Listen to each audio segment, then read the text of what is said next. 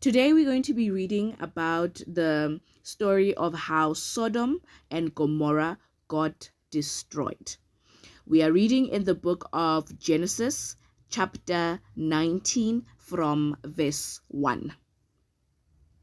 The two angels arrived at Sodom in the evening, and Lot was sitting in the gateway of the city. When he saw them, he got up to meet them and bowed down with his face to the ground.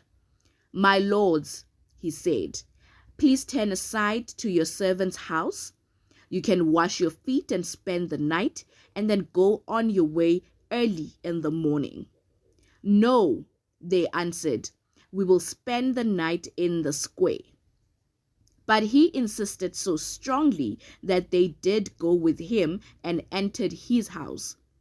He prepared a meal for them, baking bread without yeast, and they ate. Before they had gone to bed, all the men from every part of the city of Sodom, both young and old, surrounded the house. They called to Lot, "Where are the men who came to you tonight? Bring them out to us so that we can have sex with them." Lot went outside to meet them and shut the door behind him and said, "No, my friends, don't do this wicked thing. Look, I have two daughters who have never slept with a man. Let me bring them to you, and you can do what you like with them. But don't do anything to these men, for they have come under the protection of my roof." "Get out of our way," they replied. "This fellow came here as a foreigner, and now he wants to play the judge. We will treat you worse than them." They kept bringing pressure on Lot and moved forward to break down the door. But the men inside reached out and pulled Lot back into the house and shut the door. Then they struck the men who were at the door of the house, young and old, with blindness, so that they could not find the door. The two men said to Lot, "Do you have anyone else here? Sons-in-law, sons or daughters, or anyone else in the city who belongs to you? Get them out of here, because we are going to destroy this place." The outcry to the Lord against its people is so great that he has sent us to destroy it. So Lot went out and spoke to his sons-in-law, who were pledged to marry his daughters. He said, "Hurry and get out of this place, because the Lord is about to destroy the city." But his sons-in-law thought he was joking. With the coming of the dawn, the angels urged Lot, saying, "Hurry, take your wife and your two daughters who are here, or you will be swept away when the city is punished."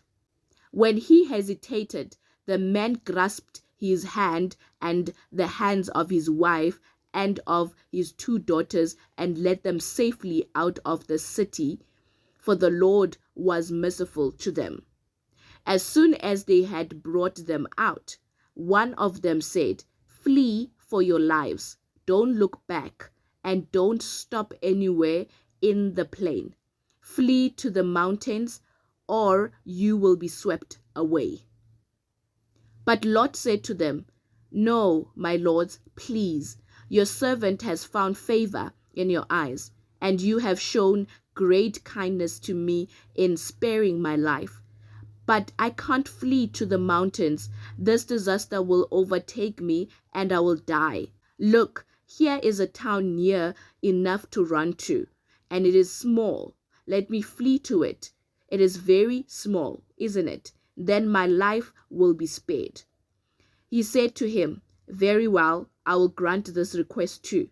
I will not overthrow the town you speak of, but flee there quickly, because I cannot do anything until you reach it." That is why the town was called Zoar. By the time Lot reached Zoar, the sun had risen over the land. Then the Lord rained down burning sulfur on Sodom and Gomorrah from the Lord out of the heavens.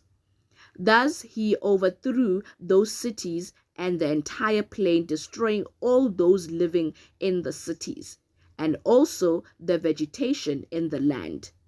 But Lot's wife looked back, and she became a pillar of salt. Early the next morning, Abraham got up and returned to the place where he had stood before the Lord. He looked down towards Sodom and Gomorrah, towards all the land of the plain, and he saw dense smoke rising from the land like smoke from a furnace. So when God destroyed the cities of the plain, he remembered Abraham, and he brought Lot out of the catastrophe that overthrew the cities where Lot had lived.